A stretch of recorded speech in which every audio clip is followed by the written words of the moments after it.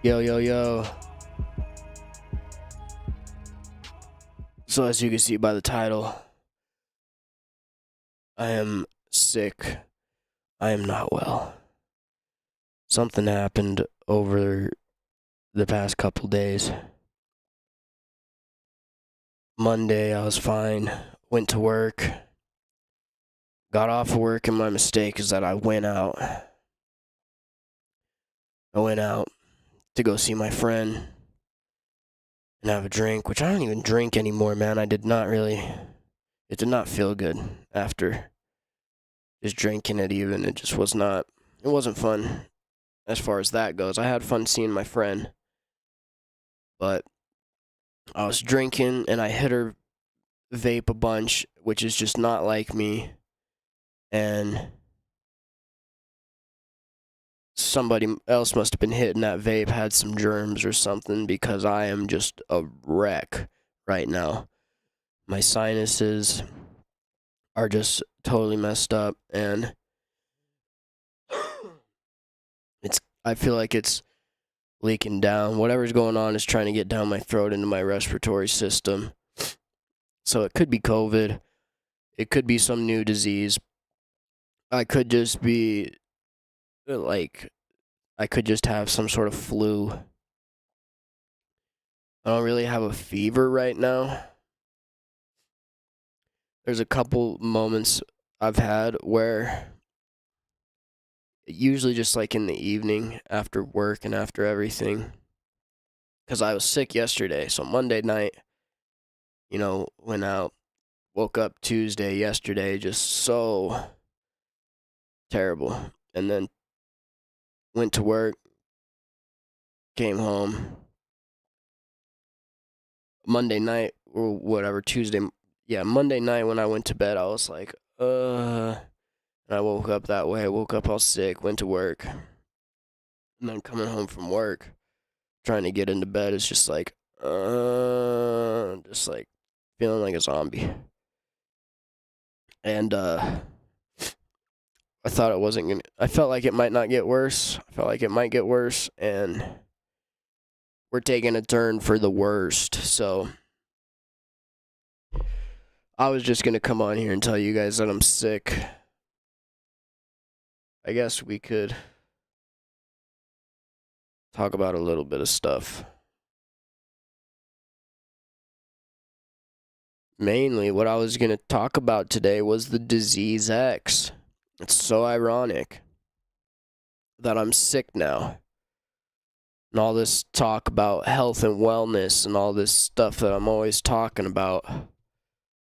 And then I slip and get sick. But you know what?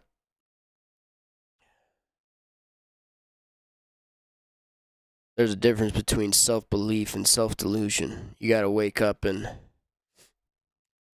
give it your best. Are you prepared to give it your best even on your worst day? Are you prepared to go at it on your worst day when it's also your enemy's best day? Good question. I'm just pulling stuff up here, you guys, on my stuff, on my browser. Disclaimer.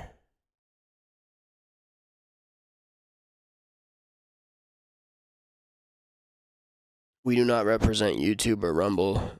The opinions and views expressed on Ruveiled podcasts are their own. Man. Let's see if I can, on the fly, go ahead and...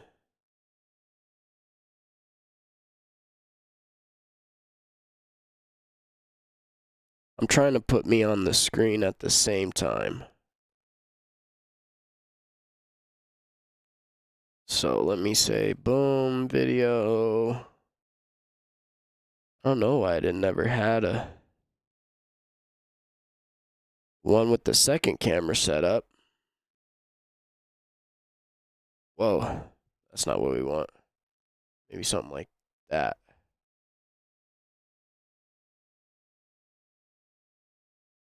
You know, something like that.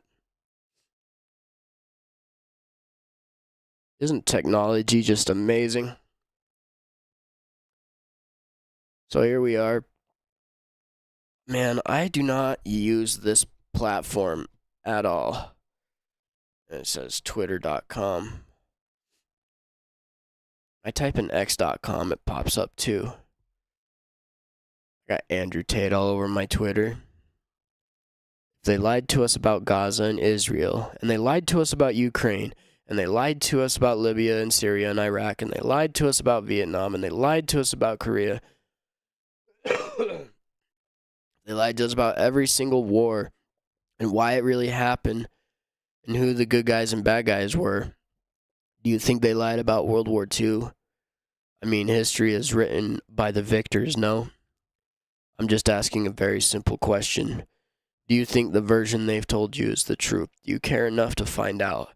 Considering World War II was such a large cultural event, it's still used to this day to psy up the populace. Bad guy equals Nazi. I think you should at least understand why the war really happened, no? Good insight from Tate.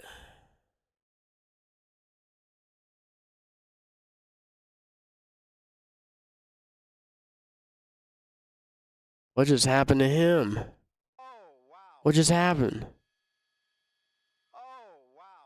Did he like knock himself out, or is he just hurt? What the heck is going on? What just happened? Did they shoot him? Holy Christmas. Oh boy. We've got two. Jeez, this is why I don't get on Twitter, man. Solomon Friedman is the new owner of Pornhub. He is a Jewish attorney and a rabbi. His equity firm took over MindGeek, the umbrella company of Pornhub.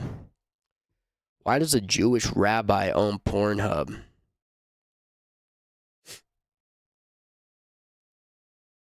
This is what we're doing right now. Where attention goes, energy flows. Luke Belmar, super tight dude. Most up-to-date information by far.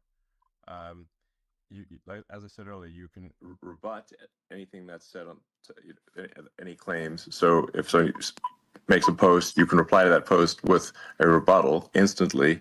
Man, There's I bet that intro song community was notes, which is very rigorous, and the way that community notes works is that people who historically have had different opinions. I'm good on all that. Man, I was looking for something on here. There's a reason I came on here. And it was to look up this guy right here. He's live right now. This man is always live. 6 times since 2003 for mishandling potential bioterror pathogens. The CDC not only operates numerous labs, it also regulates hundreds of public and private biodefense labs nationwide. The agency, citing security concerns, has refused for more than a year to disclose the names of 5 labs that have had their permits suspended and another 5 labs that have repeatedly been referred for enforcement actions because of serious safety violations. The CDC's admission this week that its own labs are among them came only after USA Today won a Freedom of Information Act appeal and obtained a letter showing that some of CDC's labs in Fort Collins, Colorado, had their permits suspended from 2007 to 2010. CDC labs have been under scrutiny in the wake of several high-profile incidents in 2014 with anthrax, Ebola, and a deadly strain of flu. Read the USA Today Network's full investigation at biolabs.usatoday.com. Okay, so this specific lab we're talking about is on record messing around with Ebola. They've gotten in trouble. You just saw USA Today, but you just saw local news, and the governors say, we're liars. Let's bring in a gentleman that's headed up and been on governor's task forces here in Texas, runs hospitals, you name it, medical doctor Richard Bartlett, who's simply raising the alarm as a public service. We're 4 minutes to break, sir. You've got the floor to set the table here, but boy, they've jumped the shark, it seems. Alex, it looks like you might be over the target, and maybe we're going to convince them not to do this in the middle of our country because of the spotlight. I'm thank you for what literally you do with 6 hours InfoWars. away. But the bottom line is they cannot refute that a new bat lab, which looks like it's going to be Wuhan 2.0 on steroids, the Wuhan Institute of Virology, is already slated to be built right there in Fort Collins. That's a fact, and you exposed that. You also exposed the fact that there is an Ebola vaccine that has been given to Denver health workers, paramedics, nurses, and doctors in anticipation of a possible future Ebola outbreak. They say that, and you exposed that. Those are irrefutable facts, and so there's a lot of spin. There's a lot of things that they didn't cover in their story. And they admit in the newscast that it can shed, but they go, don't worry, it's not the full Ebola. Well, you said that on the show. Well, here's the thing. Yeah, I mean, what the hell? This dude right here will blow your frickin' mind wide open. Pretty crazy. Hey, I love you guys. I gotta get out of here. I got too much going on with my throat and my lungs right now. I need to do some Wim Hof breathing and take some showers and get some nutrition in me and stuff like that, you guys. So, sorry I really was not able to deliver a very good episode or any insight, any good topics to discuss, but I guess, today do your own research. Try not to get sick. Don't go out and do stupid, unnecessary stuff you don't need to do. Yeah, stay healthy, stay free, stay wise.